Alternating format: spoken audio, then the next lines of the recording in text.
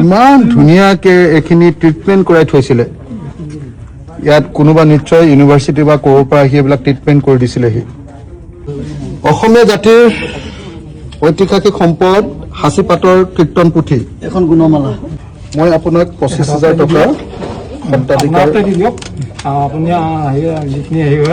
আপোনাক এইটো সত্ৰাধিকাৰ হিচাপত মই এইখিনি চাফ চিকুণ কৰিবৰ কাৰণে নামঘৰৰ 25,000 টকা দিলোঁ একদম সাঁচিপাতৰ অৰিজিনেল পুথি এয়া চব মই এখন সত্ৰৰ সাঁচিপতীয়া পুথি সেই বাকচটোতো আছে বোলে সকলোকে ধৰি লৈ আহক এয়া এখন সত্ৰৰ পিছল সাঁচিপতীয়া পুথি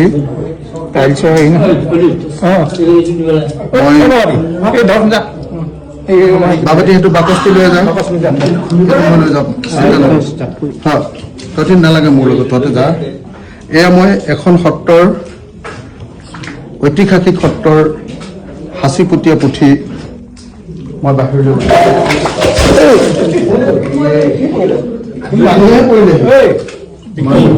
মোবাইল ফোন দিলো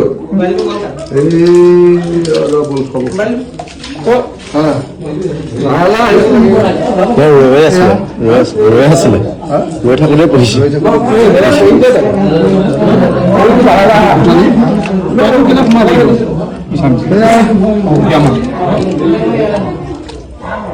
এখন পুথি যিবিলাক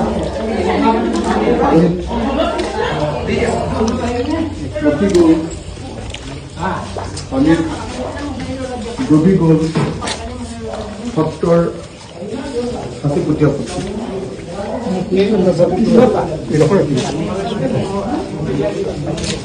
এয়া আপোনালোকে চাওক সত্ৰৰ সাঁচিপতীয়া পুথি অলপ ৰ'দত দি দিলে অকণমান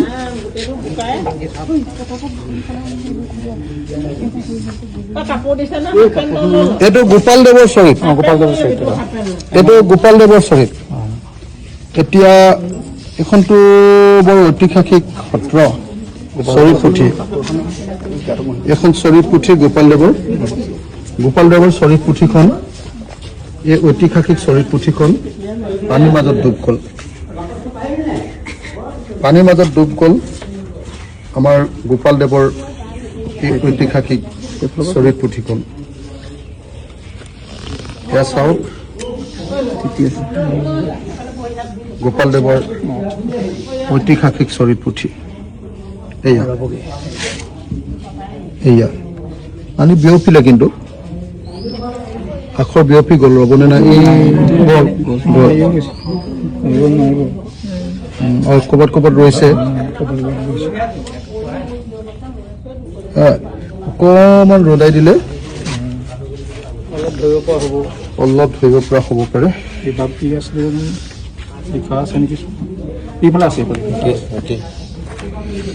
এইটো কি হয় নাই গোপালদেৱৰ চৰিত এইখনো গোপাল চৰিত পুথি যিবিলাক মানুহে বুজি পাইছে এইখন কিমান ঐতিহাসিক পুথি তেওঁলোকে নিশ্চয় বুজি পাইছে যে অসমৰ ইতিহাসৰ এখন ঐতিহাসিক চৰিত পুথি এনেকৈ আমাৰ বানপানীয়ে নষ্ট কৰি পেলালে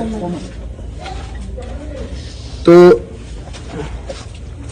সেইটো এটা গোটেই বাকচটো গোটেইখিনি পুথি আছে তাতে সেইটোতো একদম নষ্ট এখন চাওক আমাৰ সাঁচি পাতখনৰ সৈতে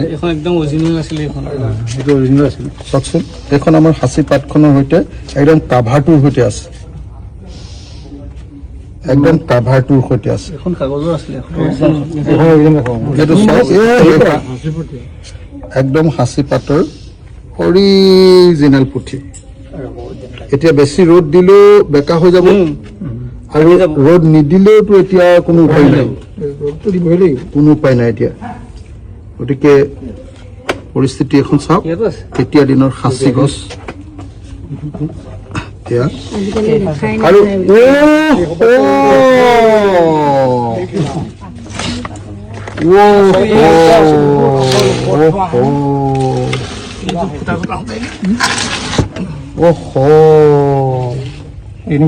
আমাৰ অসমীয়া জাতিৰ এটা ডাঙৰ সম্পদ,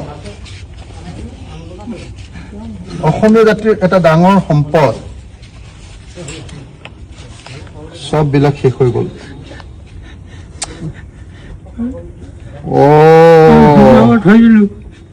ইমান ধুনীয়াকে এইখিনি ট্ৰিটমেণ্ট কৰাই থৈছিলে। ইয়াত কোনোবা নিশ্চয় ইউনিভাৰ্চিটি বা ক'ৰ পৰা আহি এইবিলাক ট্ৰিটমেণ্ট কৰি দিছিলেহি। সববিলাক এইটো সন্ত ৰতন এখন।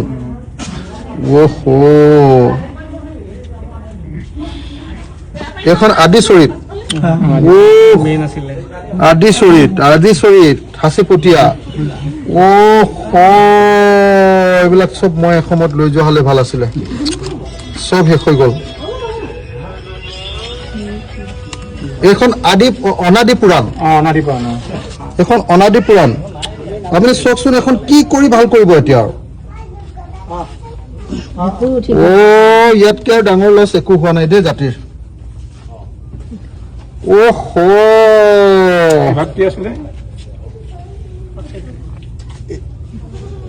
এইটো সৎসং নিৰ্ণয়, সৎসং নিৰ্ণয়। এইখন কোঠালি কৰি দিলে এখন খুলিব লাগিব হা। কি আছে এখন, কি কি এখন অৰিজিনেল ভাগতখন নেকি? মানে হেৰি সাঁচিপাতৰ নেকি? ইমান ডাঙৰ হলেতো সাঁচিপাতৰে হ'ব লাগিব।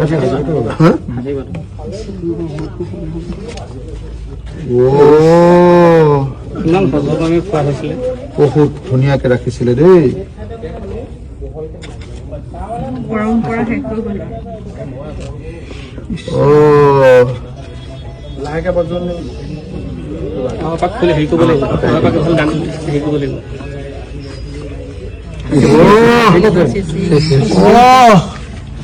আমাৰ অৰিজিনেল ভাগৱত পুথি,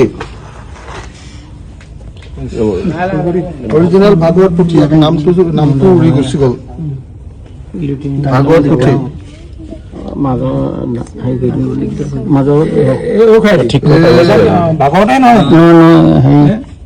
এইটো কি হয়? এক লাইন পঢ়ি চালে গম পাম নহয়। অসমীয়া নহয়, চাওকচোন এক লাইন পঢ়ি চাওকচোন।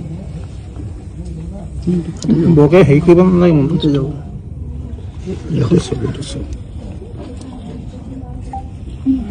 খেহি ধৰি ধৰ্মৰাজ শিশুপাল ভাগৱত। এইখন বিশেষ এখন ভাগৱত দেউতা। এইবিলাক চব এখন এখনকে অন্তত ৰ'দত অকমান দি চাওক, অকমান এইফালৰ পৰা বেছি দেৰি নিদিব খালি।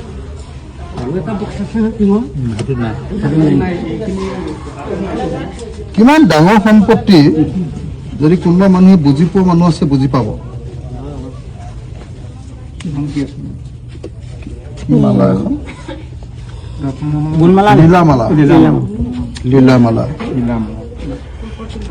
এইখন হ'ল গুৰুচৰিত। আমাৰ গুৰুচৰিতে কিমানখন আছে। কি ধুনীয়াকে ৰাখিছিল।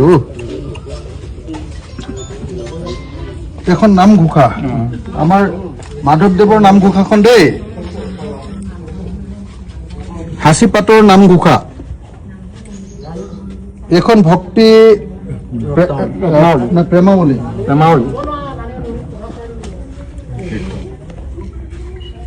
এইখন কীৰ্তন, হাঁচিপাতৰ। যিবিলাক ৰঙা এনেকুৱা কাপোৰেৰে বান্ধি থৈছে, এইবিলাক হাঁচিপাতৰ ট্ৰিটমেণ্ট কৰি ৰাখিছিলে। এইখনতো নাম পঢ়িব নোৱাৰি আৰু চাবলৈ গ'লে বেয়াহে হৈ যাব।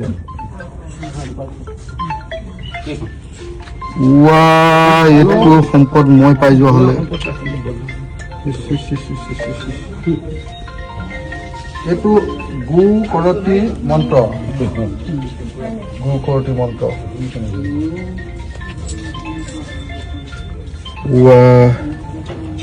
কি হৈ গ'ল?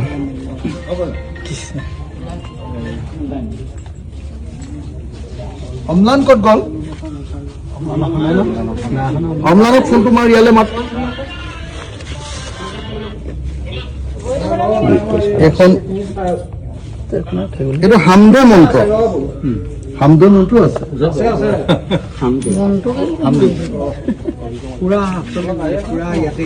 বাপৰে, এইটো ডাঙৰ লোকচান হৈ গ'ল।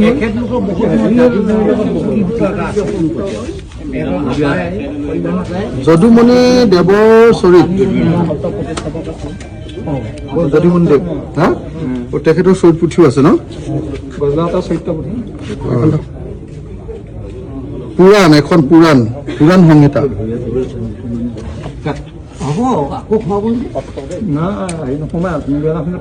ভক্তি ৰত্ন, ভক্তি ৰত্ন,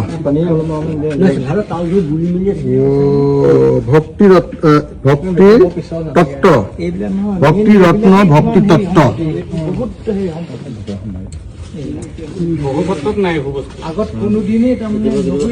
এইটো অল্ড আছামিজ, এইটো কি লিখা আছে? নৰসিংহ মন্ত্ৰ।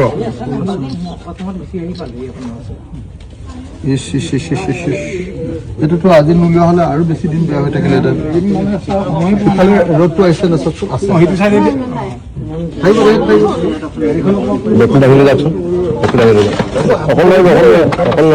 অকলে নহয়।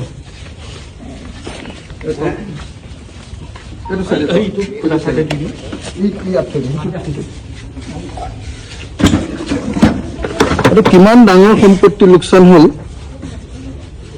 মানে অসমীয়া জাতিৰে এটা ডাঙৰ সম্পত্তি লোকচান হ'ল। এইখন আছিলে ভক্তি ৰত্নাৱলী, ভক্তি ৰত্নাৱলী। এইবিলাক চব আছিলে ভাই, হা?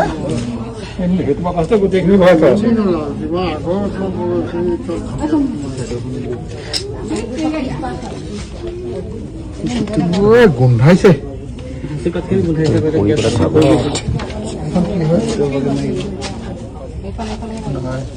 এৰিহে যায়।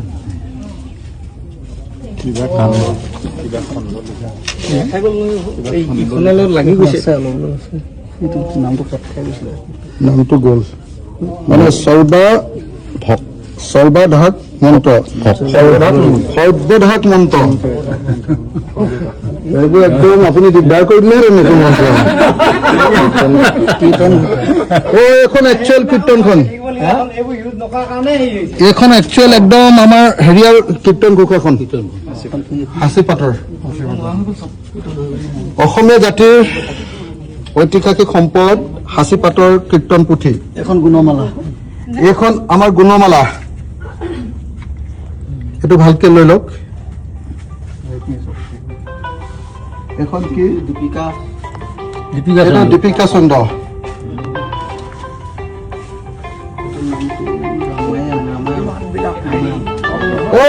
এখন মেনুস্ক্ৰিপ্ট ৰামায়ণ, ৰামায়ণৰ manuscript. Incomplete, complete, incomplete, illustrated, incomplete. খেতৰৰ পুথি,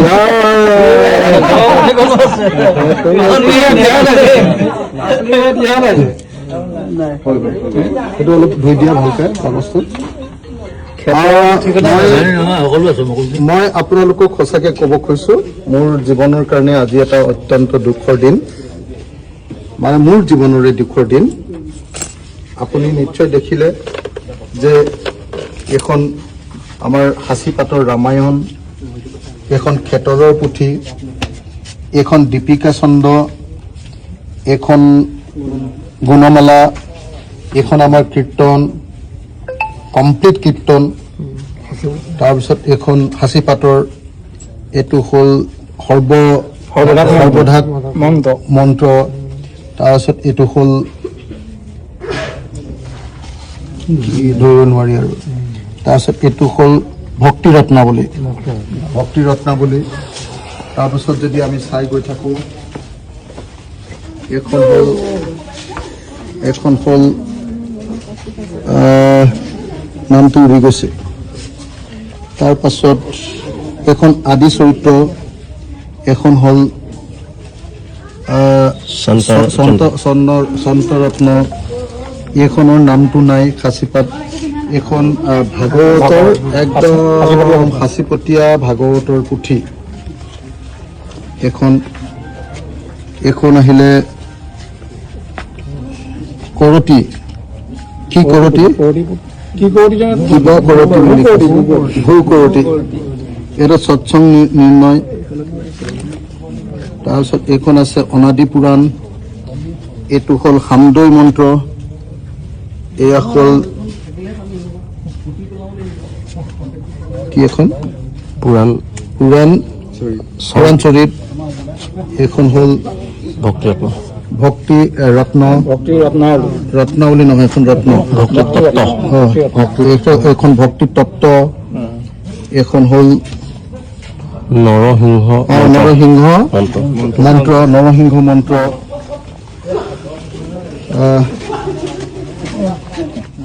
এইটো হ'ল শ্যামন্ত হৰণ, এইটো হ'ল কথা ঘোষা, লীলামেলা, গুৰুচৰিত, নামঘোষা, ভক্তি প্ৰেমানতি, কীৰ্তন, এখনতো ধৰিব নাই নুচুবা, গু কৰতি মন্ত্ৰ, এইখনৰ নামটো ধৰিব নোৱাৰি, এইখনৰ নামটো ধৰিব নোৱাৰি আৰু এইখন আছে যদুমণি দেৱৰ চৰিত, মই আপুনি নামঘৰটো চোৱা চিতা কৰে, সত্ৰাধিকাৰ। আপোনাৰ নামটো কি আছিলে? প্ৰফুল্ল মহন্ত। মই আছো প্ৰফুল্ল মহন্ত ডাঙৰীয়াৰ সৈতে মোৱাবজাৰ পঞ্চায়তৰ, আমাৰ শিৱসাগৰ সমষ্টি আমগুৰিৰ মোৱাবজাৰ বা জাজি মোৱাবজাৰ পঞ্চায়তৰ গজলা সত্ৰ। এখন কি গজলা সত্ৰ? জাজি মেধিজান গজলা সত্ৰ। কিমান ঐতিহাসিক সত্ৰ, এইটো চাবৰ কাৰণে বেলেগ একো চাব নালাগে, এই সত্ৰৰ এই সম্পত্তিবিলাক চাই দিলে হ'ল। প্ৰতিখন কিতাপ সাঁচিপাতৰ, প্ৰতিখন পুথি সাঁচিপাতৰ। মই বহুত সত্ৰ গৈছো, বহুত নামঘৰলৈ গৈছো, কিন্তু এনেকে ইমান ধুনীয়াকে সকলোবিলাক বস্তু থকা মই দেখা নাছিলো। আৰু আছে বাচিলে নে? আপোনাৰ ঘৰত আছে নি? ক'ত আছিলে নে নাই?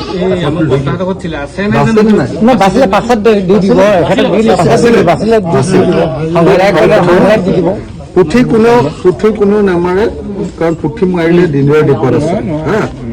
গতিকে নালাগে ন, আপোনালোকে নিজৰ নিজৰ মানুহে দিব লাগে, চবে দিব, আপোনালোকে এটা বাট চোৱা লাগে। আপোনালোকে মই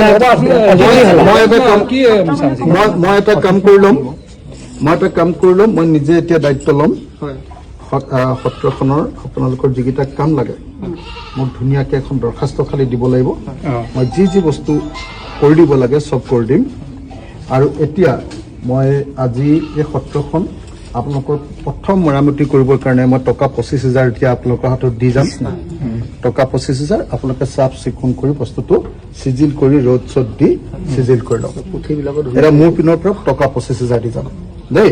আপোনালোকে এইটোৰে মোটামুটি পুথিবিলাক ৰ'দত দিয়া কিবা মানে দুটা মানুহ হাজিৰা দি এনেকে লগক যায়, সি 24 ঘণ্টা অকল এইটোতে লাগি থাকিব, কোনেও যাতে চুব নোৱাৰে হা দেই, কাৰণ এইবিলাক হেৰালে দিগদাৰ হ'ব দেই।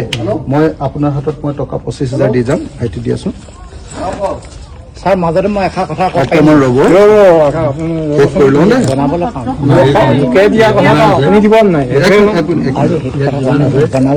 আমি সত্ৰখন বহুত দুখীয়া, সহায় লাগে।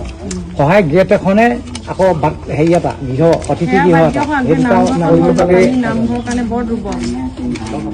ভাদমহীয়া পালে সি নামষাৰ ল'ব লাগে। এতিয়া এনেকুৱা অৱস্থা হ'লে কেনেকৈ হ'ব? ভাদ মাহতো নামষাৰ ল'ব লাগে।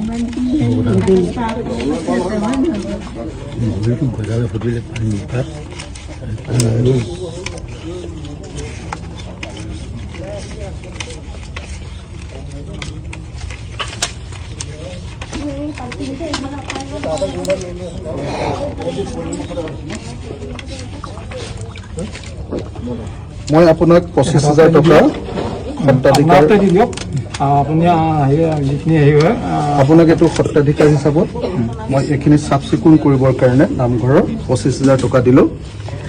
বাকী নামঘৰটোৰ কাৰণে মই যি কৰি দিব লাগে, নামঘৰৰ কাৰণে যিটো ফাণ্ড লাগে 5 লাখ লাগে 10 লাখ লাগে দিয়াৰ দায়িত্বটো মোৰ, হা মোৰ দিয়াৰ দায়িত্বটো মোৰ। আৰু আপোনাৰ ভৰি ফুটিলে বুলি কৈছে, মই আপোনাৰ কাৰণে অলপ অলপ হেৰি কৰিবৰ কাৰণে ট্ৰিটমেণ্ট কৰিবৰ কাৰণে এইটো দি থৈ গৈছোঁ। ছাৰ কোনে কোনে নাই পোৱা সেইখিনি তেওঁলোককো কৰি দিম, তেওঁলোককো কৰি দিম। বলক।